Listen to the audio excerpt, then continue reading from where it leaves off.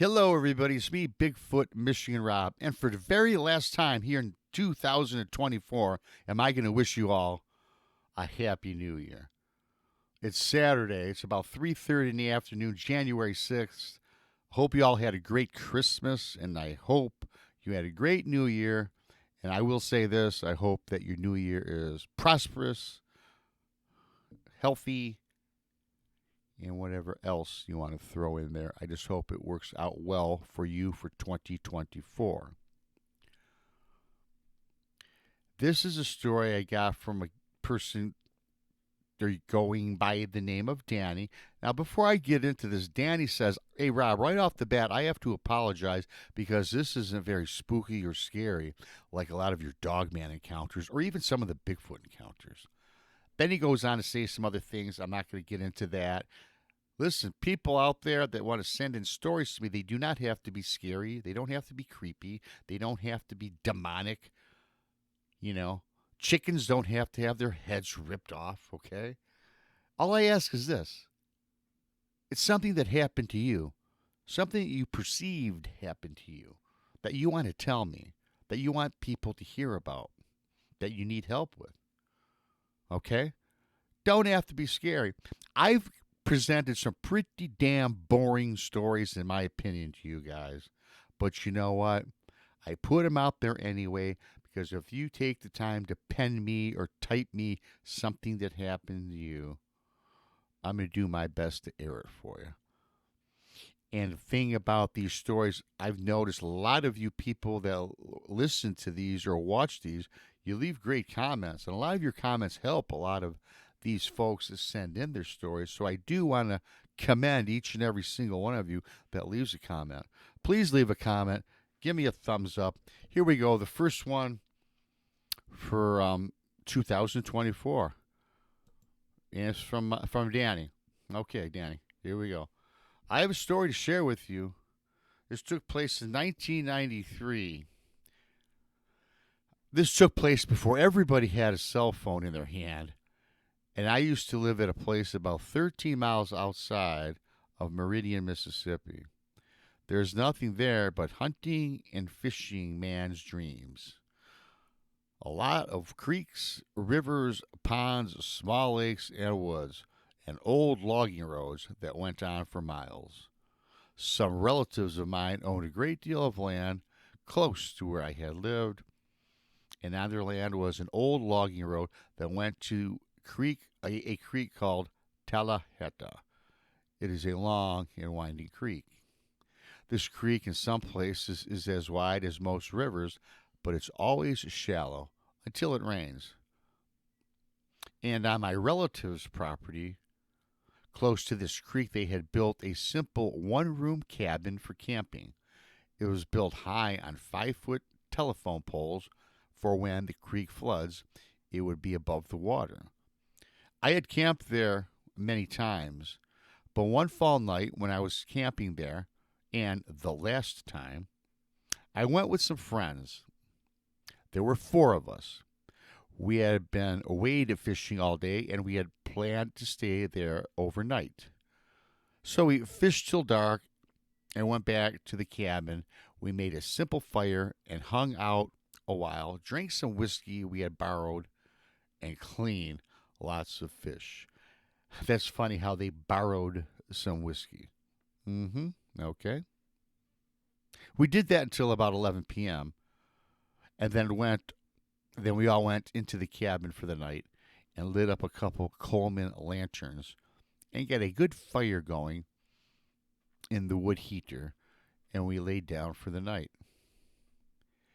The next thing I knew, I woke up to some noise in the cabin, and I looked while rubbing my eyes to see one of my friends almost jogging through the cabin from the door to his bed. And I guess I was the last to wake up. And I asked, "What are y'all doing?" They said all at once that there's something out there. I rolled my eyes, turned away, and laid back down. And I said, "There's nothing out there," and to go back to sleep. Just as I finished saying it, I heard the noise.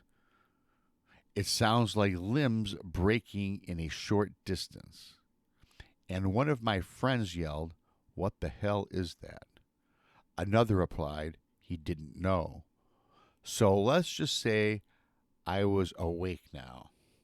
I got up and tried to listen better so I could hear. Then I could hear it. When I put my ear to the wall, I could hear what sounded like something hitting trees and walking heavily through the woods next to us. I started to think that what could this be in my head? I knew it wasn't a buck. I knew it wasn't a buck rutting. The rutting season is later on in the year at this time while we're at the cabin. And there are black bears here, but I never heard any commotion like this. Plus, it sounded like it was growling. Well, I'll be honest with you, the growls freaked me out. My friends and I grew up hunting and fishing and camping in the woods and are very experienced in sights and sounds of the woods and its animals. But I was not familiar with this type of sound or behavior. As I listened, I could hear it pacing back and forth through the woods next to us, and it seemed to be breaking limbs. At one point, it made a loud noise like growl and then a large limb break. I stepped back from the wall and said, "What are we going to do?" One of my friends asked, "What should we do?" "What do you mean?" I said. "What if whatever that is tries to get in here?" A silence came over us, and we all were thinking about the same thing: protection. We scrambled to find what we had. I had a .38 snub-nosed pistol with 5 shells that I always take camping. We had a few knives and a machete and some long logs from the small wood pile inside. So I focused on getting some clothes and boots on, as did everyone else, all the while the noise had now stopped. And as we were spreading out in the cabin, it had stopped as well. One of my friends thought it was gone. We listened, and I thought to myself, what if it's not in the woods anymore? What if it's even closer? One of my friends went to the door that had the only small diamond-shaped window to look out down the steps, and I yelled, "Don't open the door." He yelled back that he was just going to have a look. He looked through the window for a while and asked for a flashlight, so we took him one, and he shined it outside for a while and didn't see anything. So he asked, "Y'all want to make a run for the four-wheelers?" And I was trying to think how far off were they. They're about 30 yards from the trail to the logging road. I thought that would be a very long walk, especially if whatever it is still outside. We listened for a little longer, all of us still on edge. Then one of my friends asked, "What is it? A pissed off bear, you think?" Another friend replied, "I don't know, but I can't stand this. We got to see what it is." I told him then I was staying put and I was waiting for daylight so I could see. 2 flashlights, 2 lanterns, 1 little gun isn't enough for me. So everyone agreed and sat back down and waited while one friend stayed looking out the door. It had been 10 or 15 minutes since we had heard any noise. And then, all of a sudden, a big thud on the back side of the cabin halfway up the wall. We all scrambled to the center and we all yelled and cussed. And we were yelling at whatever it was to go away. So at this point, I was pissed and I thought somebody was messing with us. So I ran to the wall where I heard the thud and I banged back on it as hard as I could and I yelled, "I've got a gun in here, so you go away or I will shoot you." Everyone went quiet to see if we get a response, but we heard nothing. So I put my ear to the wall to see what I could hear. What I heard still freaks me out today. It sounded like heavy breathing about waist down from me and what sounded like a hand rubbing against the outside wall like it was trying to find a way in. I stepped back and looked at the wall. It was head level where I heard what sounded like a hand rubbing the wall. If you were standing outside, it would be almost about 12 feet above the ground. And I was thinking about this that one of my friends had said, "Did you hear anything?" And I said, "No." But they knew that I did. So I said we might need to make a run for it to the four-wheelers. We walked to the door and got ready. One of my friends said when I opened the door, don't stop, just run and crank it up. It don't matter who's driving, just whoever gets there first, drive and don't look back. And then I said, let me shoot the gun a couple times in the air as we run out. Two of them said okay. And the other friend said, why is that? Is that thing close? I didn't want to say what I thought, but I said, yes, I believe it's closer. And at that moment, my friend opened the door. I ran out. I shot my pistol twice as I ran down the steps, and then I noticed I must have been running slow because I was getting passed by my friends. So I sped up, and we were at the four-wheeler. They cranked it up, and were gone. We had them wide open all the way home. I felt like something was going to snatch me off the back of the four-wheeler, so I stopped, I turned around, and looked in back of me all the while. But I didn't see anything. It felt like it took forever for us to get to the house. But at 50 miles per hour, it was probably only 15 minutes until we got to my house at almost 3 in the morning. And I banged down the door until my dad got up. And he was mad. He asked he asked, I thought you were camping. He asked what had happened, and I said, we just wanted to come back here is all. He said, where's my cooler and everything that I brought? I said, I left everything at the cabin. We'll just get it the next day. Needless to say, we did not sleep. We just talked about the incidents and what had happened. So we waited till about 2 a.m. and loaded up some shotguns and rifles and went back ready for whatever we might have to face.